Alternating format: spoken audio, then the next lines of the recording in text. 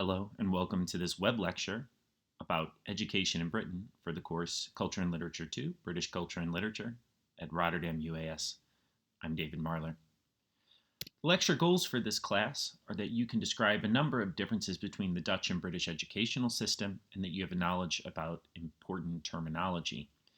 You can also take active debate in aspects of the British and Dutch educational systems, and this includes a debate about the most relevant and important topics. Now, we're going to start off with a real quick history of British education. The British government originally attached a little importance to education until the end of the 19th century. It's considered to be a Victorian reform. It was one of the last countries in Europe to organize education for everybody. Britain was leading the world in industry and commerce, so a lot of politicians felt that education must somehow be taking care of itself. As I said, it is one of the many Victorian reforms, and the idea of universal education or education for all people came quite late. The Sandon Act, the Act of 1876, imposed a legal duty on parents to ensure that their children were educated.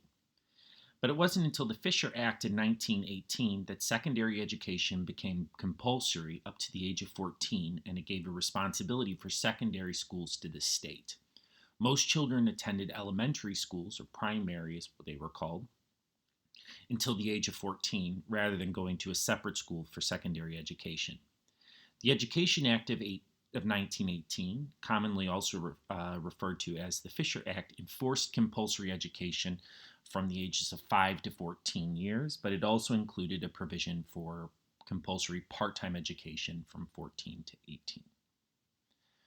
We're now going to begin with some of the terminology that's used in British education.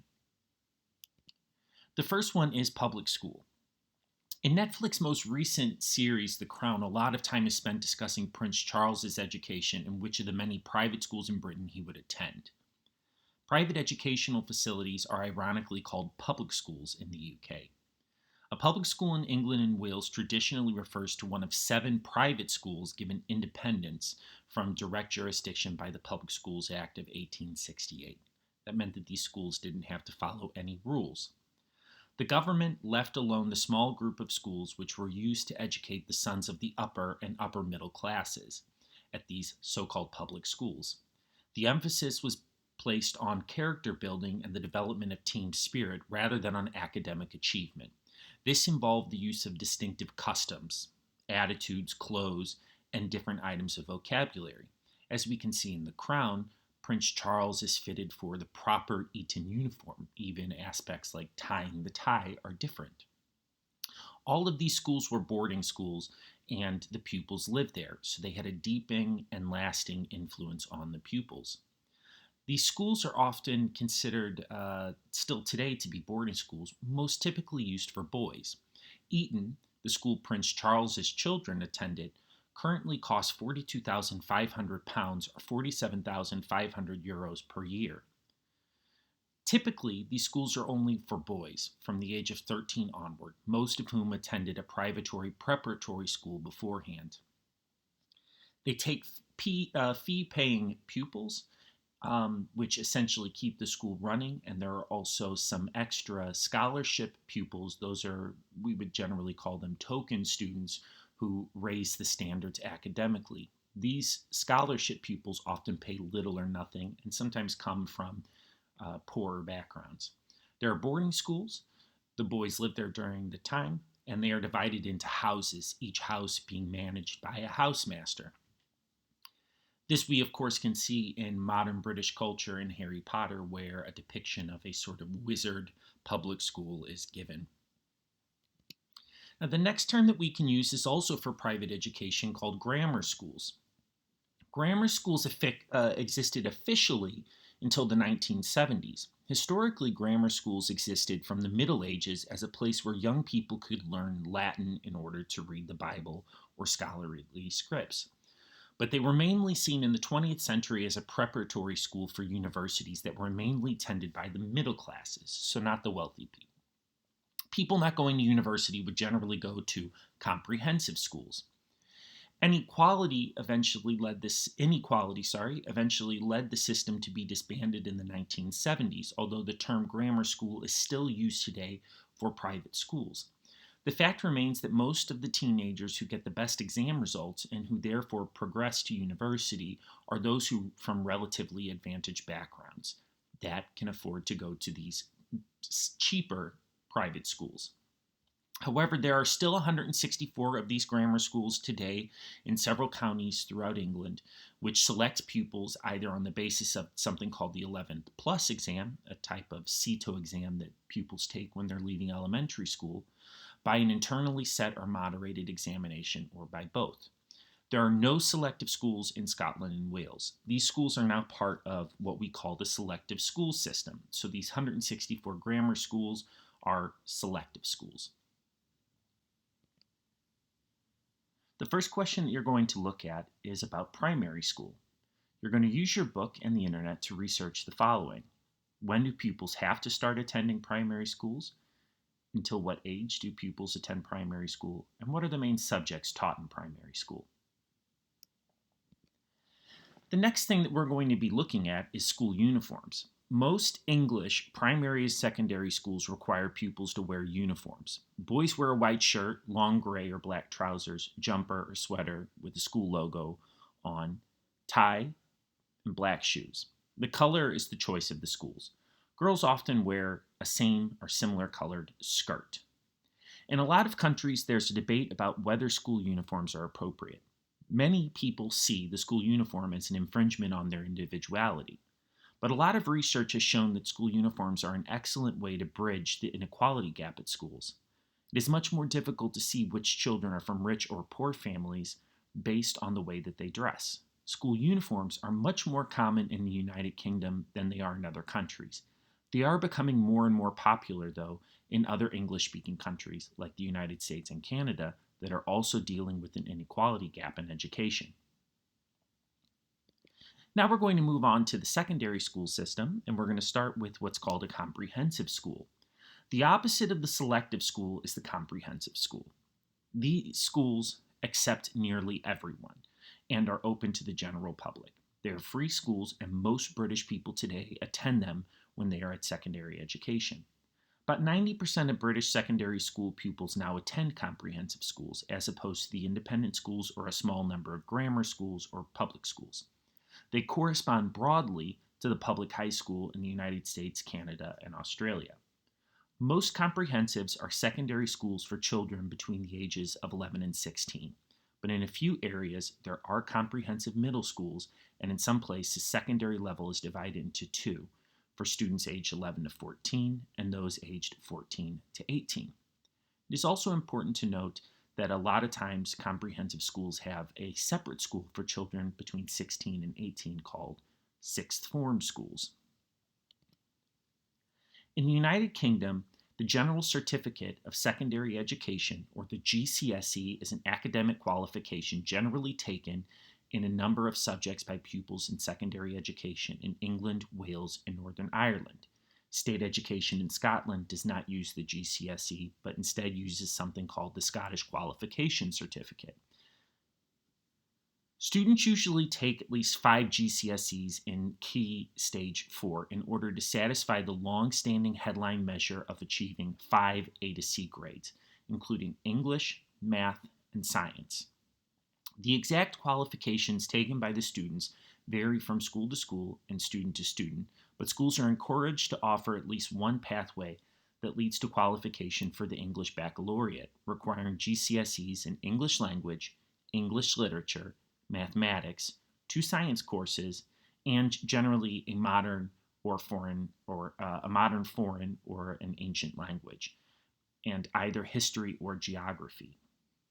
A high enough score on the GCSE allows 16-year-olds to do their A-levels. They do these generally at what are called sixth form.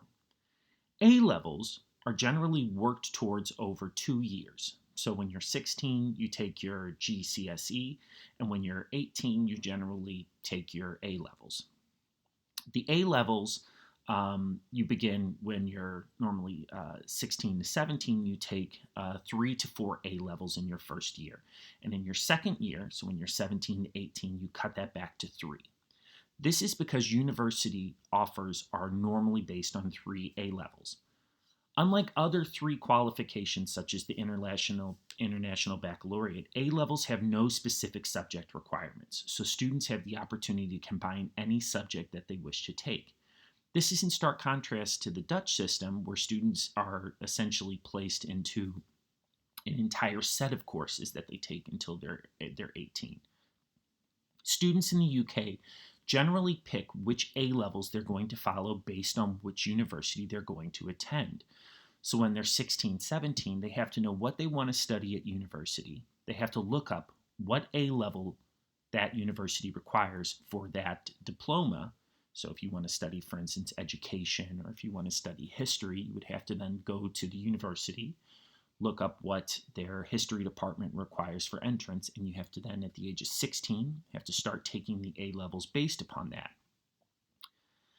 Most universities have specific requirements for A-level entry. And then when you're 18, you start attending the undergraduate. Students can also attend colleges to get an apprenticeship and get professional qualifications. All students must attend some form of education until they are 18. The National Apprenticeship Service helps people 16 or more years of age enter apprenticeships in order to learn a skilled trade. Traineeships are often overseen by the National Apprenticeship Service and are educational and training programs that are combined with work experience to give trainees the skills needed to get an apprenticeship. T levels are a technical qualification equivalent to 3 A levels that are going to be introduced between the autumn of 2020 and 2023. They are intended to provide the knowledge and experience needed for learners to progress to skilled employment instead of doing the university. It's considered to be a higher level apprenticeship. And question 2 is that you're going to compare the Dutch MBO system to this new T-level program. Look up the planned T-level system that will be implemented in the UK in 2020. How does this system compare to the Dutch MBO system? Now, the next topic that we're going to look at is what we call tertiary education, or college or university education. Now, UK and EU students at English universities are required to pay on average £9,250, or around 11,000 euros per year. International undergraduate tuition fees vary considerably, starting at around £10,000 per year and going up to £38,000 per year for a degree. And especially when we're talking about medical degrees, they tend to be even higher. British universities differ greatly from Dutch ones. For instance, there are no resits of exams, and students often finish their degrees a lot quicker.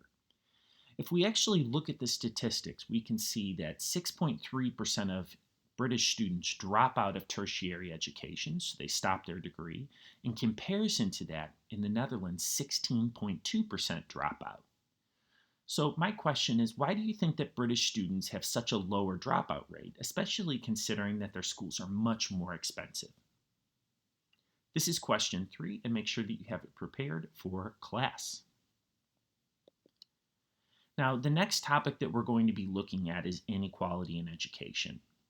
Francis Ryan from The Guardian wrote that new figures show that an average fee for attending a top private school have now risen to £17,000 a year for the first time.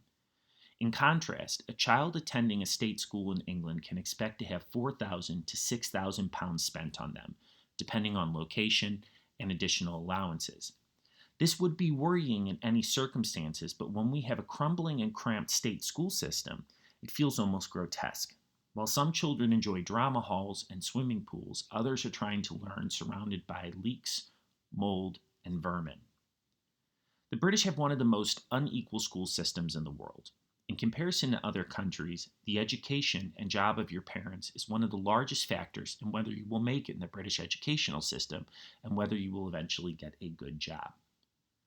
Ryan spoke with Diane Ree of the Cambridge University. She's a professor of education who said that pupils in more working class comprehensives get less money per head, less qualified teachers, higher levels of teacher turnover, even if they are in the same schools as wealthier children. They tend to be in lower sets and get less experienced teachers. What you're going to research now is preparing a research for class debate that we're going to have. You're going to read the Guardian article, Choice is Code for Inequality and Has Polluted Our Educational System by Francis Ryan. And you're going to answer a few questions. First is, why does Ryan believe that Britain has much more educational inequality than other Western countries? The second is, does the Netherlands have inequalities inherent to its educational system? If so, what are they? The third is, make a list of the aspects of British educational system that you've studied up until now that could be added to the Dutch system to improve it. Likewise, I want you to take an aspects of the Dutch educational system that the British could add to theirs to make it better. So you need to prepare this for a class debate that we're going to be having. Thank you for listening to this web lecture. Have a great day.